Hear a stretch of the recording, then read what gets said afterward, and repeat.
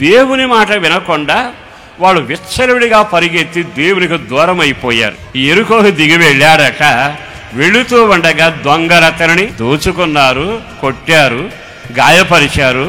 చివరికి కొన ఊపిరితో విడిచి అన్ని దోసుకుని వెళ్ళిపోయారు. అతడు దారి ప్రక్కన పడి ఉన్నాడు. ఆ మార్గాన వెళ్ళేవాళ్ళు అతను చూసి ఎవరో మురుగుతున్నట్టున్నారే, తీరా చూస్తే గాయాలు.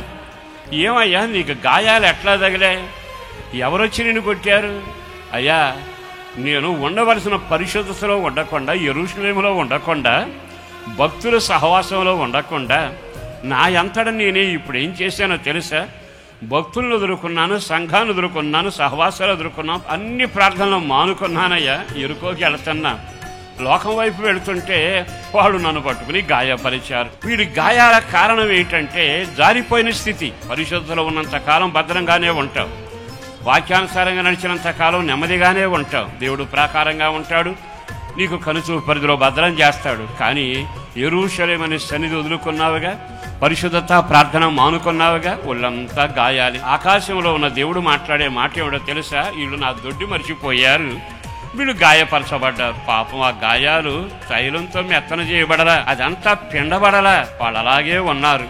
ఈ రోజున ఈ గాయాల చేత మనుషులు ఉంటే ఒక స్వరం వినబడుతుంది. గిలాదు అనే దేవుని సన్నిధిలోకి నీవు రాగలిగితే, సిలువ దగ్గరకు రాగలిగితే, నీ కొరకు గాయపరచబడిన వారి దగ్గరకు రాగలిగితే, ఆ గిలాదులోనట నీ గాయాలు కట్టబడే రోజు రాబోతుంది. రథాల మీద వెళ్ళిన వాడున్నాడే, అగ్ని రథాల మీద ఎక్కిన వాడున్నాడే, అద్భుతాలు జరిగించిన వాడున్నాడే, శవాలతో మాట్లాడి లేపిన వాడున్నాడే, అతడు ఈ గిలాదులో పుట్టినవాడే, ఈ గిలాదులో జీవించిన వాడే.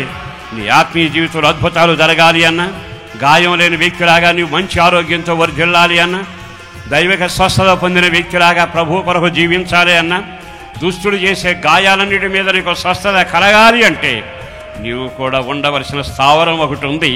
దాని పేరు గిలాదు. ఆయన ఎలాంటివాడో తెలుసా?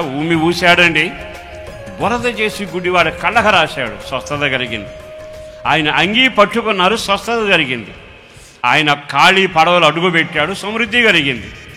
పట్టుకుని చిన్నదానాన్ని పిలిచాడు, చావులోంచి జీవం లేచింది. ఆయన ఉన్న చోటల్లా అద్భుతాలు జరుగుతాయి, ఆయన ఉన్న చోటలో స్వస్థతలు జరుగుతాయి. ఏసే మన స్వస్థతా కేంద్రం, ఏసే మన గుగ్గిలం, ఏసే మనకు క్షేమం, ఆయనే మనకు ఆధారం. నిన్ను స్వస్థపరచు యెహోవాను నేనే మాట ఇచ్చిన దేవుడు నిన్ను నడినెత్తి నుండి అరిపాదం వరకున్న పాప గాయాలన్నీ కట్టి స్వస్థపరిచి నీకు క్షేమాన్ని ప్రసాదించునుగాక.